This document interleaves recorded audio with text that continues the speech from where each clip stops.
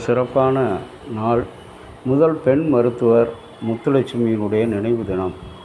1907 மருத்துவக் கல்லூரியில் முதலாக பயின்ற ஒரே பெண் வேட்பாளராக இருந்தவர்.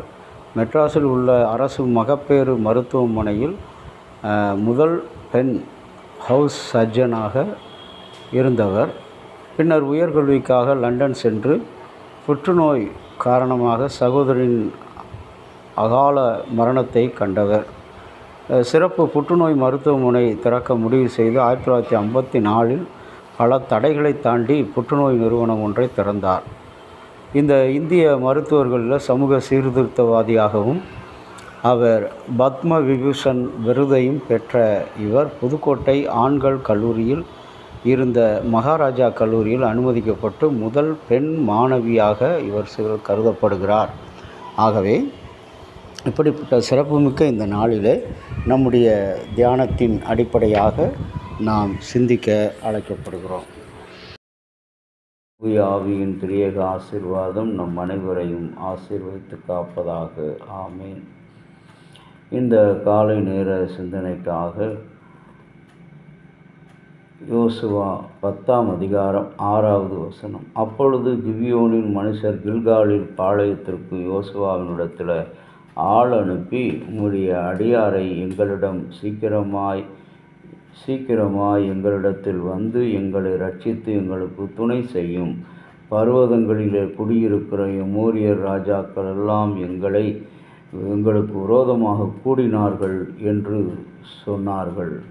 அன்பின் இறை மக்களே, பர்வதங்களில் இருக்கிற ராஜாக்கள், இன்றைக்கு மலை மேல் இருக்கிற பட்டணம், பர்வதம் என்று சொல்லும் பொழுது உயரத்தை குறிக்கிறது. சமுதாயத்தில் ஜாதியத்தில் உயரத்தில் இருக்கிறவர்கள் எல்லாம் நமக்கு விரோதமாக ஒன்று கூடுகிறார்கள். இன்றைக்கு இந்த திருச்சபையில் சொற்பமாக அற்பமாக ஆதியிலே திருச்சபையின் விசுவாசிகளாக தூண்களாக வளர்ந்தவர்கள் எல்லாம் இன்றைக்கு புறம்பே தள்ளப்பட்டிருக்கிறார்கள். ஆனால் இதற்கு காரணம் பர்வதமாகிய சொல்லப்படுகிற அந்த மலை மேல் இருந்து ஒதுக்குப்புறத்திலிருந்து வேறு இடத்திலிருந்து வந்தவர்கள் இன்றைக்கு ஆட்சி செய்து கொண்டிருக்கிற நிலை. இதைத்தான் இந்த திருமொழி நமக்கு தெளிவாக எடுத்துரைக்கிறது. ஒருவேளை நீ இந்த திருச்சபையில் சொற்ப ஜனமாக இருக்கலாம். ஆண்டவரிடத்தில் இந்த காலை நேரத்தில் முறையிடுகிறது போல், இந்த கிபியோனியரை போல முறையிடும் பொழுது, கடவுளே, நீர் எங்களிடத்தில் வந்து எங்களை சீக்கிரமாய் ரட்சியும், எங்களுக்கு துணை செய்தருளும். எங்களுக்கு மனித உதவியோ அரசு உதவியோ அதிகாரத்தின் உதவியோ ஆளுமையின் உதவியோ ஒன்றும் இல்லாத நிலையில் நாங்கள் சிக்கி தவித்து கொண்டிருக்கிறோம். எங்களை ரட்சிக்க தேவரீர் இறங்கி வாரும் என்று சொல்லி இறைமகனாகிய ஆண்டவரிடத்தில் நாம் கேட்க கடமைப்பட்டிருக்கிறோம். அன்புக்குரிய இறை மக்களே, ஒரு பெண்ணானவள் தன்னுடைய குருவிடம் சென்று நான் மீட்பு பெற வேண்டும் என்று சொல்லி அங்கே கேட்கும் பொழுது அந்த பெண் சொல்கிறார், அந்த துறவி குருவானவர் சொல்கிறார், மீட்பு பெற வேண்டும் என்று சொன்னால் உன்னிடத்திலே அந்த எண்ணம் முதலாவது வர வேண்டும். அந்த விடுதலைக்குரிய மீட்புக்குரிய எண்ணம் உன்னிடத்தில் பிறக்க வேண்டும். அந்த எண்ணம் பிறந்தால்தான் நீ மீட்படைய முடியும் என்று சொல்லுகிறார். இந்த சாதாரண ஒரு உதாரணத்தின் வழியாக ஆண்டவர் உன்னிடத்தில் என்னிடத்தில் இருந்து ரட்சிப்புக்கான, விடுதலைக்கான, மீட்புக்கான சிந்தனை, ஆர்வம், வாஞ்சை நம்மிடத்தில் இருக்கும் பொழுது நாம் முழுமையாக மாமிசத்திலும் சரீரத்திலும் ஆவியிலும் விடுதலை பெற்ற மக்களாக, ரட்சிக்கப்பட்ட மக்களாக, தேவ உதவியை பெற்று நிலைத்து வாழ்வர்களாக நாம் இருப்போம் என்று ஆண்டவர் சொல்கிறார். ஆகவே இந்த நாளில் அப்படிப்பட்ட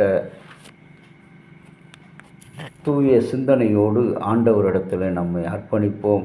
கர்த்தர் இந்த நாளை நம் அனைவருக்கும் ஆசீர்வாதமாக மாற்றி கொடுப்பார். அநேக மக்களை பார்க்கிறோம். இன்றைக்கு உலகத்தில் வலது கைக்கும் இடது கைக்கும் வித்தியாசம் தெரியாத மக்கள், பாவம் செய்து கொண்டு பாவம் என்றால் என்ன என்று தெரியாதவர்கள் தான் இருக்கிறார்கள். ஆனால் அதே நேரத்தில் பாவத்தை செய்து கொண்டு இது நான் செய்வது பாவமல்ல என்று சொல்லுகிறவர்கள், அக்கிரமத்தை செய்து கொண்டு இது அக்கிரமம் அல்ல என்று சொல்லுகிற மக்கள், கர்த்தருடைய வார்த்தையை படித்து கொண்டு அதை அசட்டை செய்கிற மக்கள், அதை பின்பற்றாத மக்கள் அது தவறு அல்ல என்று சொல்லுகிற நிலை இன்றைக்கு கிறிஸ்தவர்களிடையே காணப்படுகிறது. இங்கே இந்த கிபியோனர்கள் கேட்டது போல, கடவுளே நீர் எங்களுக்கு இறங்கி எங்களை இரட்சியும், எங்களுக்கு உதவி செய்யும், துணை செய்யும் என்று சொல்லி கேட்டது போல, மனித உதவிகள் ஒருபோதும் நமக்கு நிலைத்திருக்காது, நிலையானதாக இருக்காது. ஆனால் தேவனுடைய உதவி எப்பொழுதும் நமக்கு சம்பூர்ணமாக இருக்கிறது. அது தொடர்ந்து இருக்கிறது. காலங்கள் மாறினாலும், இயற்கைகள் மாறினாலும், சூழ்நிலைகள் மாறினாலும், எந்த நிலையிலும் அது மாறாத ஒரு காரியம். கர்த்தருடைய உதவி, அவருடைய ஆற்றல், அவருடைய பலம் நமக்கு இருக்கும் பொழுது இந்த உலகத்தில் நீங்களும் நானும் ஒளி வீசும் மரங்களாக, சுடர்களாக திகழ்வோம். ஆகவே கர்த்தர் இந்த நாள் முழுவதும் நமக்கு ஆசீர்வாதமும் ரட்சிப்புமாக இருந்து வழி நடத்துவார். கடவுளை நோக்கி செபிக்கலாம். அன்பின் பரலோக பிதாவே, உம்முடைய திரு சன்னிதானத்தில் அழைக்கப்பட்ட எங்களுடைய வாழ்வுக்காக நன்றி செலுத்துகிறோம். இந்த நாளிலும் யார் உதவியை நாடுவோம் என்று நிலையில்லாத உலகத்தில் நிர்பந்தமாய் நிற்கிற பாவிகளாய் எங்களுக்கு இறங்கி, இந்த கிபியோனரை போல யோசுவாவினிடத்தில் இறங்கி வந்து கேட்டதை நாங்கள் உம்மிடத்தில் கேட்கிறோம். பாவிகளாக எங்களுக்கு இறங்கி எங்களை இரட்சியும், எங்களுக்கு துணை செய்தருளும். பாவம், பிசாசு, மாமிசம், அதிகாரம், ஜாதியம், செல்வாக்கு இவைகளில் இருக்கிற ஆண்டவரை எங்களுடைய அடிமைத்தனங்களை எங்களிடத்தில் இருந்து அகற்றி போடும். இறைமகனும் மீட்பரும் இரட்சகருமாகிய இயேசுவின் இன்பநாமத்தில் வேண்டிக் கொள்கிறோம். ஜீவனுள்ள நல்ல பிதாவே, ஆமேன்.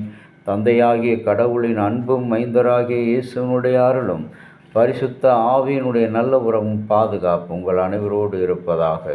ஆமேன்.